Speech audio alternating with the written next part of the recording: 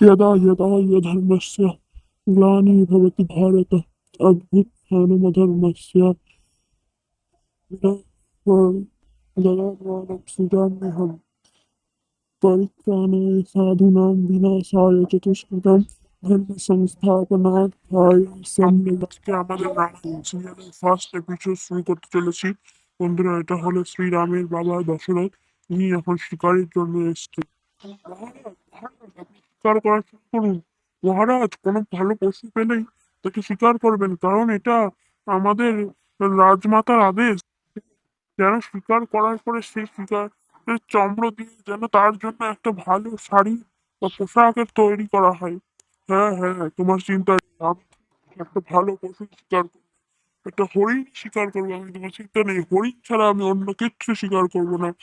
একদম চিন্তা করো না, আমি একটা হরিণকে শিকার করবো।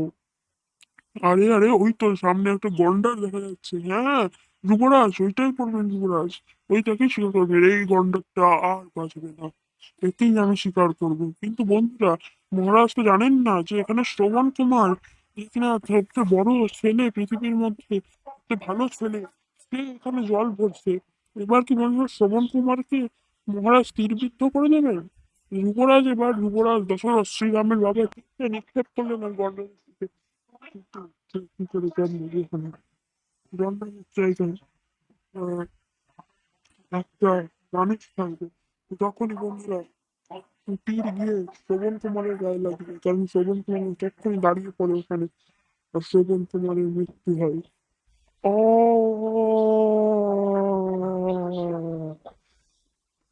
আরে আরে যুবরাজ, কিসের একটা আওয়াজ হলো যেন? হ্যাঁ, আমিও শুনতে পেয়েছি আওয়াজটা।